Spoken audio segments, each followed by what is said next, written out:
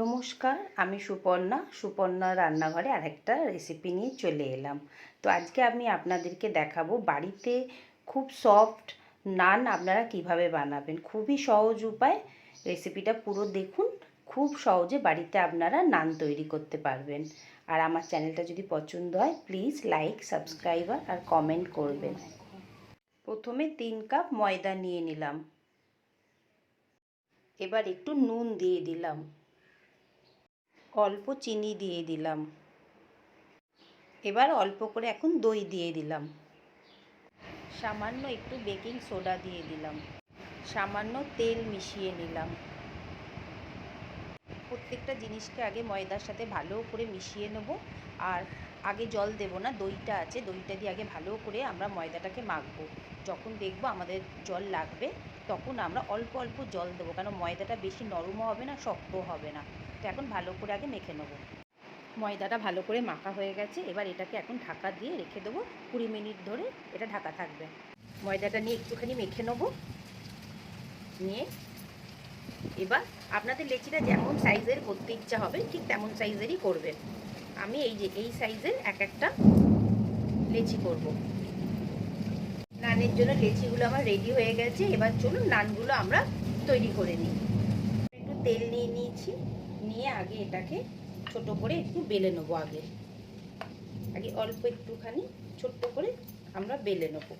বেলে এর মধ্যে একটুখানি ভালো মতো একটু ঘি লাগিয়ে নেবো। আগে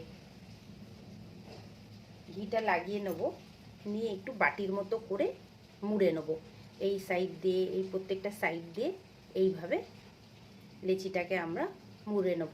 এটাতে দেখবেন যখন আমরা নানটা খাবো এত ভালো খেতে হয় যে যখন আপনারা বানাবেন তখন সেটাকে বুঝতে পারবেন। এইবার আমরা আগে এটাকে ভালো করে একটু সেট করে নিলাম।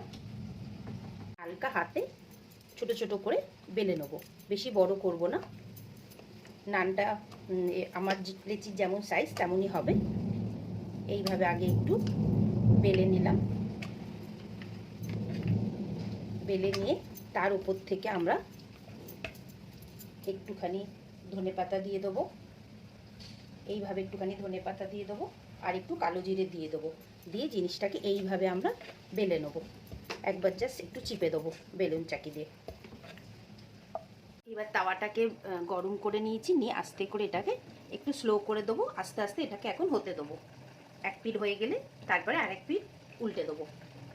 পিঠ হয়ে গেলে এটাকে আমি আরেক পিঠ উল্টে দিলাম। এখন নানটাকে এবার আরেকবার উল্টে দিলাম। এবার সাইড দিয়ে যখনই চিপবো দেখুন সাইড দিয়ে এবার আমাদের ফুলতে শুরু করে দিয়েছে। এইরকমভাবে সাইড দিয়ে একটুখানি চিপতে হবে, দিয়ে আমরা আরেকবার এটাকে উল্টে দেবো। আরেক পিঠ ভালোভাবে রেডি করে নেব। দেখেছেন নানটা কেমন খুব সুন্দরভাবে ফুলছে। এবার আমরা একটুখানি ওপর থেকে আপনারা তেল ঘি যেটা ইচ্ছা হবে সেটা দিতে পারেন। এই ওপর থেকে একটুখানি ব্রাশ করে দিলাম।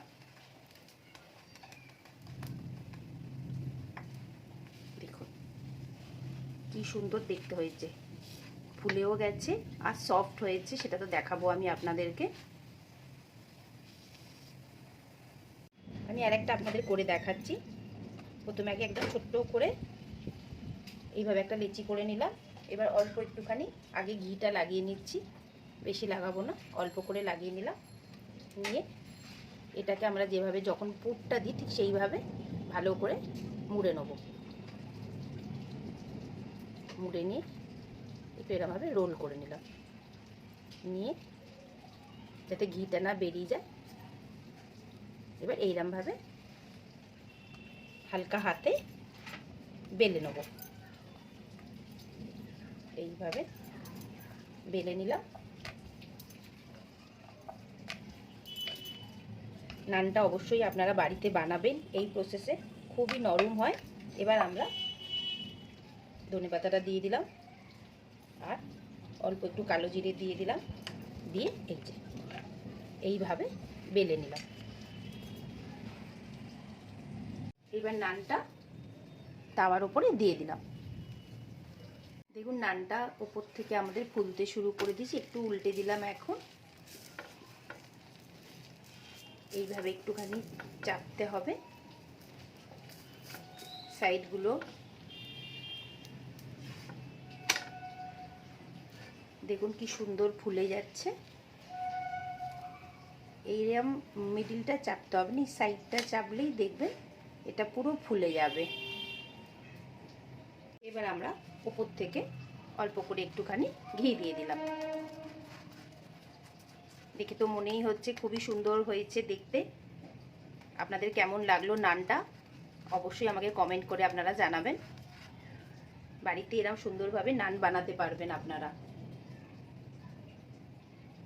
নান বাড়িতে রেডি করে নিলাম।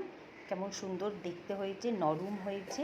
তো আমি তো এটা চিকেন দিয়ে সার্ভ করছি, আপনারা যে কোনো মাটন, চিকেন যা ইচ্ছে দিয়ে আপনাদের যেটা থাকবে সেটা দিয়েই করতে পারেন। আর আমার রেসিপিটা কেমন লাগলো অবশ্যই আমাকে জানাবেন, কমেন্ট করবেন। আবার আরেকটা নতুন রেসিপি দিয়ে আবার আসবো।